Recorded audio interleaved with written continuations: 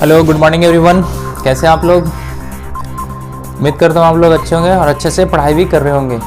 जैसे कि आप लोग पिछले सीरीज में रिफ्लेक्शन एंड रिफ्रैक्शन चैप्टर्स का एमसीक्यूज देख रहे थे। आज हम लोग human I and the colourful world उसका आज हम लोग एमसीक्यूज स्टार्ट करने वाले हैं। तो आपने जितने भी प्रीवियस क्लासेस में रिफ्लेक्शन एंड रिफ्रैक्शन चैप्टर का एमसीक्यूज देखा है, आपके आने वाले एग्जाम में उसी से रिलेटेड आपको क्वेश्चंस पूछे जाएंगे। आप जितना क्वेश्चंस को प्रैक्टिस कीजिएगा, जितना आप ज़्यादा डिफरेंट टाइप्स ऑफ क्वेश्चंस को अटेम्प्ट कीजिएगा, उतना ही आपका कॉन्सेप्ट क्लियर होगा। लेकिन जो मैं कॉन्सेप्ट बताया हूँ, जितना मैं क्वेश्चंस बताया हूँ, उसमें जो भी कॉन्सेप्ट बता रहा हूँ, कॉन्सेप्ट उससे अलग नहीं जाएगा।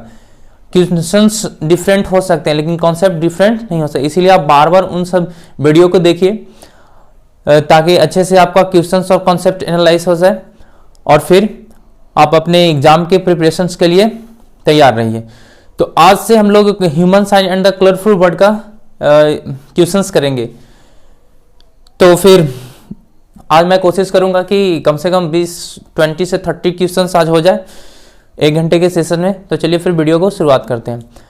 अगर आप मेरे इस चैनल पे पहली बार आए तो चैनल को सब्सक्राइब करके बेल आइकन को हिट कर दीजिए ताकि जो भी मैं लेटेस्ट वीडियो अपलोड करूं उसका नोटिफिकेशन सबसे पहले आप तक पहुंचे। तो फिर चलिए वीडियो को शुरुआत करते हैं। तो ये है आपका 7 क्वेश्चन, 1 से लेकर 7 तक 7 क्वेश्चन है। Objective type MCQ based type question है। एक एक क्वेश्चन को हम लोग पढ़ेंगे और उसको एनालिसिस करके उसका आंसर देने की कोशिश करेंगे।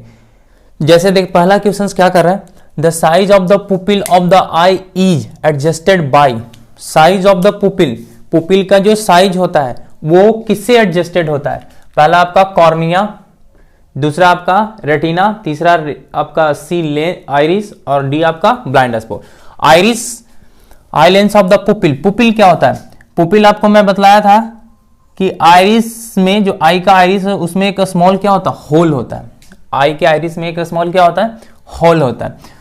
तो जो आइरिस में जो स्मॉल होल होता है उसको हम क्या बोलते हैं, पुपिल्स बोलते हैं। और ये क्या करता है, जब इस पे लाइट्स आते हैं तो ये कॉन्ट्रैक्ट करता है और जब इस पे लाइट्स ऑफ होता है तो ये एक्सपैंड करता है। तो ये क्यों करता है? क्योंकि इसको देखिए, हमारे आंख को रोड्स और को जो कोन्स होते हैं, जो सेंसिटिव्स लाइट्स और कलर्स के जो सेंसिटिव्स ऑर्गन्स हैं हमारे आईज में, उनके लिए ये क्या करता है, लाइट के अमाउंट को कंट्रोल करता है। लाइट के अमाउंट को ये कंट्रोल करता है। अगर लाइट अगर फोकस आया और इस पे अमाउंट ऑफ लाइट बहुत ज्यादा है in comparison to the sensation, तब ये अपने साइज को क्या कर लेगा, छोटा कर लेगा। और अगर अमाउंट ऑफ लाइट कम है ड्यू टू सेंसेशन तो ये अपने साइज को क्या कर लेगा, बड़ा कर लेगा। ये काम होता है किसका, पुपिल्स का। तो ये किससे होता है? कहता है the size of the pupil of the eye is adjusted by. तो देखिए ये कहां होता है, आइरिस में। तो इसका option number c will be correct answer, iris.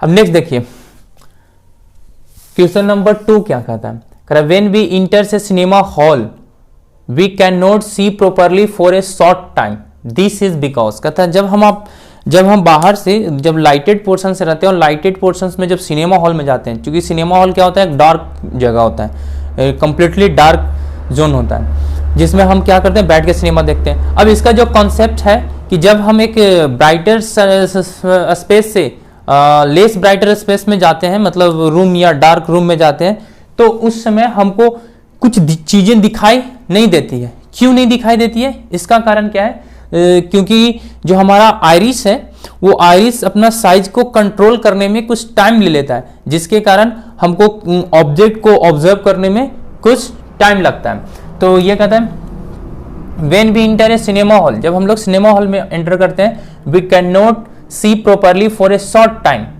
This is because. पहला कहता है पीपुल डज नॉट ओपन, जो हमारा पुपिल है वो ओपन नहीं होता है। Pupil does not close, pupil close नहीं होता है। Adjustment of the size of pupil take some time. और डी आपका नन ऑफ दिस। तो इसका आंसर कौन होगा? C will be correct answer. Adjustment of the size of the pupil take some time. इस पुपिल को टाइम लग जाता है उसके साइज को एडजस्ट करने में, क्योंकि मैं अभी बतलाया अगर अमाउंट ऑफ लाइट सेंसेशन से कम होगा तो पुपिल का साइज बड़ा हो जाएगा, अगर अमाउंट ऑफ लाइट सेंसेशन से ज्यादा हो जाएगा तो पुपिल का साइज छोटा हो जाएगा। नेक्स्ट देखो, next question, when we go out in bright sunlight the pupil of the eye. देखिए अब हम डार्क रूम से किधर जा रहे हैं, ब्राइट सनलाइट में जा रहे हैं, तो सनलाइट में तो जा रहा है ब्राइट जा रहा है, तो वहां तो ऐसे ही अमाउंट ऑफ लाइट का इंटेंसिटी बहुत हाई है, तो पुपिल क्या कहेगा, कॉन्ट्रैक्ट करना चाहेगा, तो A will be correct answer, contracts, pupil of the eye contracts. और अगर आप सनलाइट से डार्क रूम में सिनेमा हॉल में जा रहे हैं तो पुपिल क्या हो जाएगा, क्या हो जाएगा, पुपिल आपका एक्सपैंड हो जाएगा, पुपिल क्या हो जाएगा आपका एक्सपैंड हो जाएगा। देखिए 4 number question, which cell respond to colour of the light. देखिए हमारे आईज में 2 टाइप का सेल होता है, एक रोड सेल होता है, कोन सेल होता है, तो रोड्स या सेल दोनों में से कौन हमारे आई के कलर को, मतलब आई के कलर नहीं, कलर को, जो लाइट जैसे हम किसी चीज को देखते हैं तो वो रेड दिखाई देता है, किसी को देखते हैं तो वो ब्लू दिखाई देता है, ये जो कलर सेंसेशंस का जो उसमें ऑर्गन्स लगा होता है वो कौन होता है, और लाइट सेंसेशंस का जो ऑर्गन्स होता है वो कौन होता है, इसके बारे में पता करना हम लोग को। कलर जो सेंसेस करता है वो रोड सेल, रोड सेल किसको सेंसेशन करता है, कलर को, और जो कौन से ये जो है सॉरी उल्टा मैं बता दिया,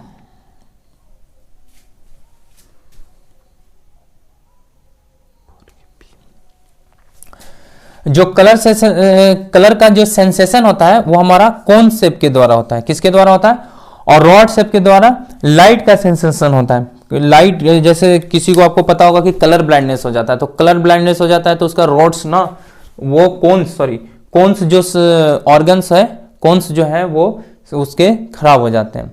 और जिसको नाइट ब्लाइंडनेस हो जाता है, जिसको रतौंधिया बोलते हैं, उसमें ना रोड सेल्स क्या हो जाता है, उसका डैमेज हो जाता है। आई lens is a, eye lens किस नेचर का होता है, double convex lens, double concave lens, plano convex lens और प्लानो कॉनकेव लेंस। तो आई लेंस जो होता है आपका डबल कॉन्वेक्स लेंस का बना होता है। The property of persistence of vision is use in, persistence of vision मतलब जैसे देखते हैं प्रेसिस्टेंस ऑफ विजन क्या होता है कि एक टाइम इंटरवल होता है हमारे आंख का, अगर उस टाइम इंटरवल के बीच अगर कोई दूसरा ऑब्जेक्ट इंटर करता है हमारे आंख में तो वो हमको ऑब्जेक्ट सेंस नहीं होता है, मतलब वो हमको दिखाई नहीं देता है। ये जो टाइम इंटरवल है पर्सन टू पर्सन वैरी करता रहता है। तो ये जो इसी टाइम इंटरवल के जो सेंसेशंस को जो कहते हैं उसको हम क्या बोलते हैं, प्रेसिस्टेंस ऑफ विजन बोलते हैं। अब ये जो प्रेसिस्टेंस ऑफ विजन होता है ना, वो जैसे आप देखते होंगे कि जब एक स्टॉप फैन है तो उसमें आप उसका ब्लेड को काउंट कर सकते हैं कि इसमें 3 ब्लेड है 4 ब्लेड है, लेकिन जब वो मूविंग फैन रहता है तो वो क्या शो करता है कि एक क्या रहता है कि वो सॉलिड कंटिन्यूअसली चल रहा है, वो पूरा एक सॉलिड फैन का ये ब्लेड है।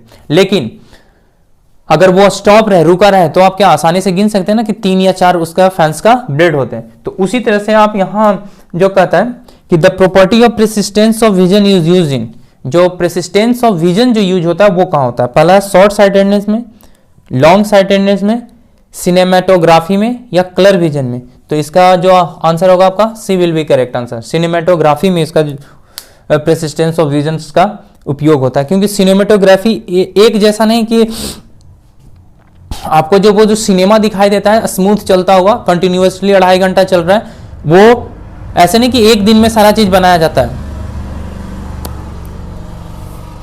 एक सिनेमा को बनने में 3 से 4 साल या 1-2 साल लगता है। पहले तो 4 साल 5 साल लग जाते थे, अब तो 6 महीना 7 महीना में फिल्म बनकर तैयार हो जाता है।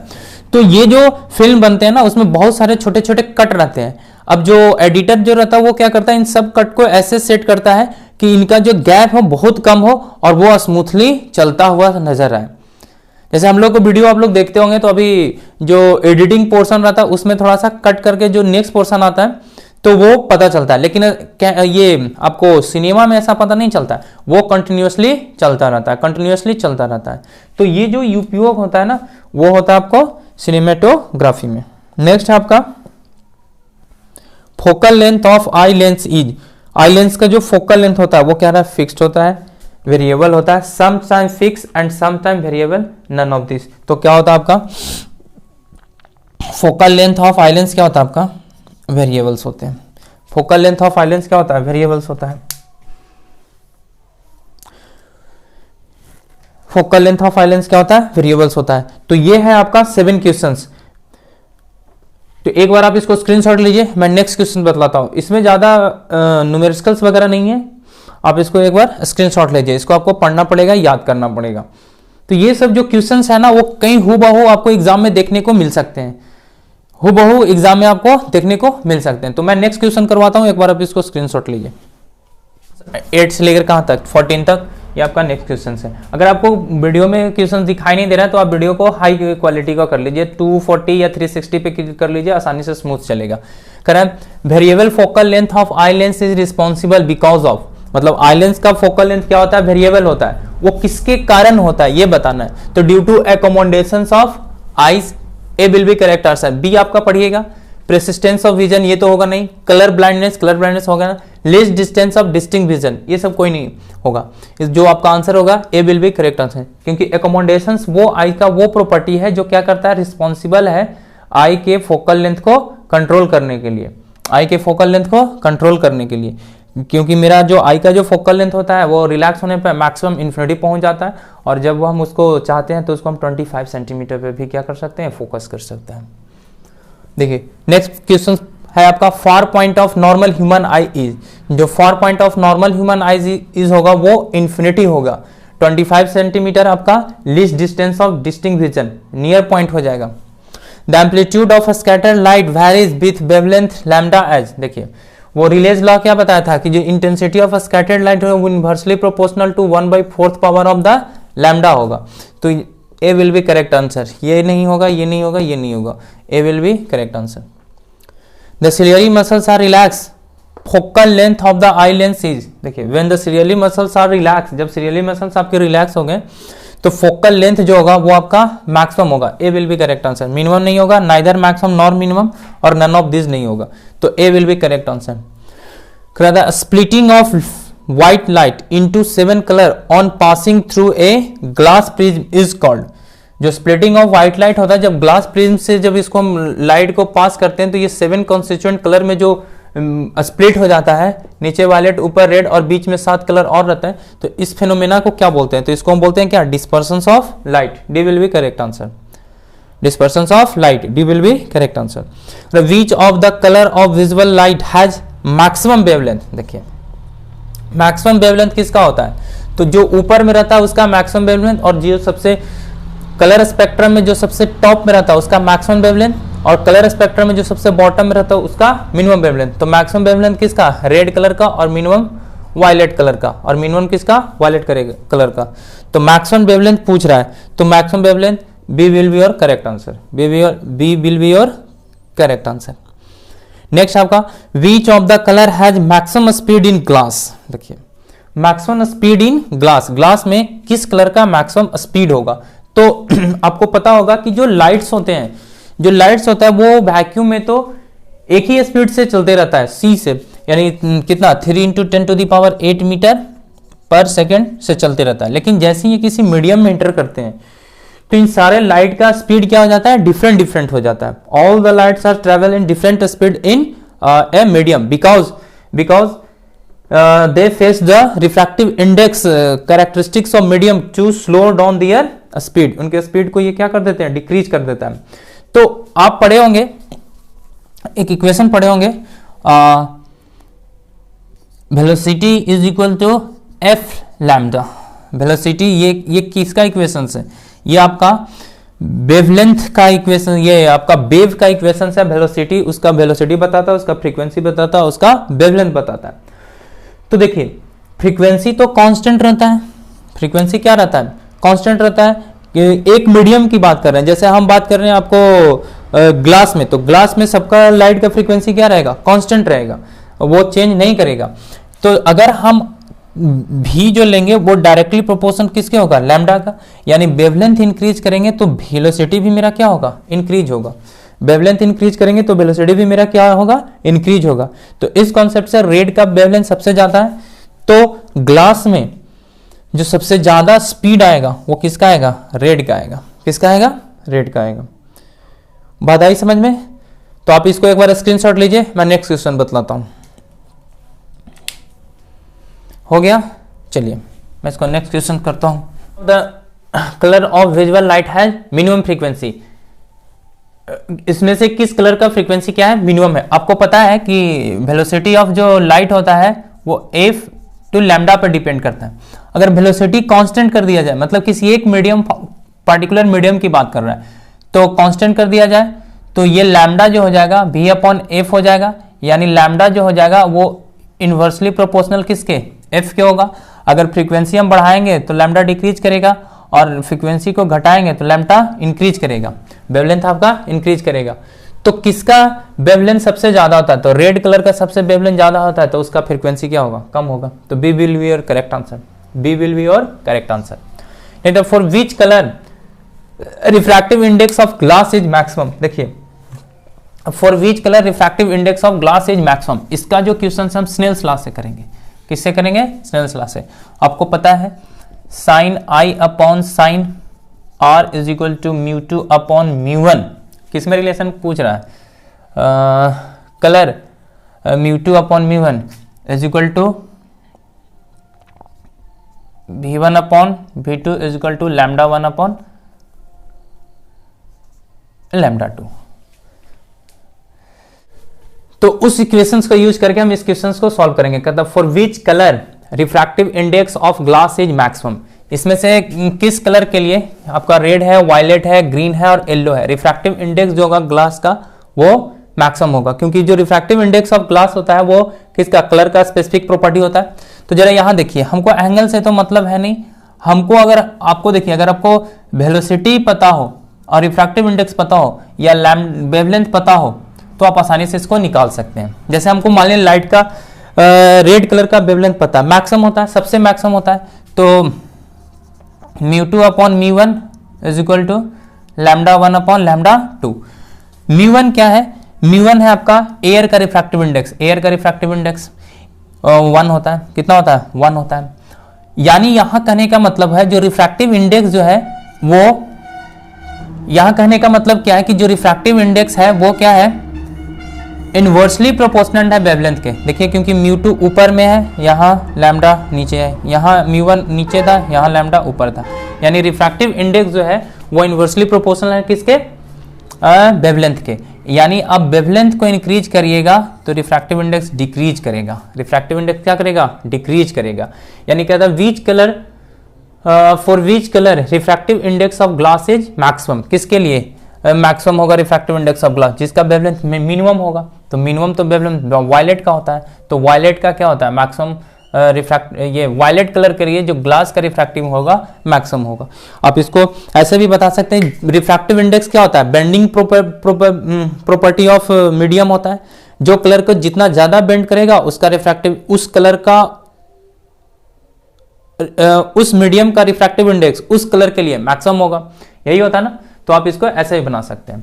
तो यहां पे आपका जो बी विल बी और करेक्ट आंसर, बी आपका सही आंसर होगा। नेक्स्ट है which colour suffer list deviation on passing through A prism, कौन सा कलर सबसे कम डेविएट होता है, कौन सबसे कम विचलित होता है, तो रेड, रेड तो सबसे कम विचलित होता है ना, red will be correct answer. Scattering of light involve, scattering of light में क्या इन्वॉल्व होता है, reflection, refraction, diffraction, change in directions of light, change in directions of light, ये होता है ना change in directions of light.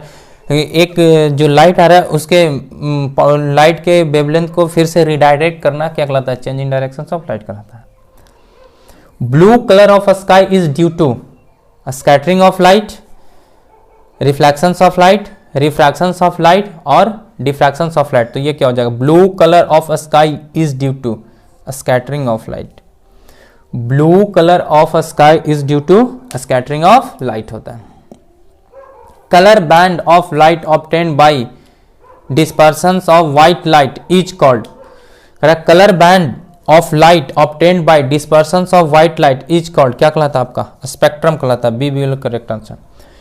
Twinkling of stars is due to, जो twinkling of star किसके कारण होता है, ड्यू टू एटमॉस्फेरिक रिफ्रैक्शंस के कारण, ड्यू टू एटमॉस्फेरिक रिफ्रैक्शंस के कारण। तो ये आज हम लोगों ने 21 क्वेश्चंस किए, कितना क्वेश्चन टोटल हो गया, 21 क्वेश्चन। इसी तरह से मैं नेक्स्ट क्लास में भी आपको बहुत इंपॉर्टेंट क्वेश्चंस करवाऊंगा जो आपको एग्जाम पॉइंट ऑफ व्यू से बहुत ही इंपॉर्टेंट्स होते हैं। तो चलिए फिर आज के लिए बस इतना ही, फिर मिलते हैं नेक्स्ट वीडियो में नए MCQs के साथ। तो आप सभी से बस इतना रिक्वेस्ट है कि एग्जाम के टाइम में कम से कम वीडियो को शेयर कर दीजिए, कम से कम एग्जाम के टाइम में आप वीडियो को शेयर कीजिए, अपने दोस्तों के साथ शेयर कीजिए, क्योंकि अभी तो एग्जाम का टाइम आने वाला है, चलने वाला है। तो आप कम से कम इस वीडियो को तो शेयर किया कीजिए एग्जाम के टाइम में, ताकि और दोस्तों को भी क्या हो सके, फायदा हो सके। और अगर आप मेरे चैनल को पहली बार देख रहे हैं तो चैनल को सब्सक्राइब करके बेल आइकन को हिट कर दीजिए, ताकि जो भी मैं लेटेस्ट वीडियो अपलोड करूँ उसका नोटिफिकेशन सबसे पहले आप तक पहुँचे। तो फिर मिलते हैं नेक्स्ट वीडियो में नए कॉन्सेप्ट के साथ। तब तक के लिए bye class, bye, thank you for watching this video.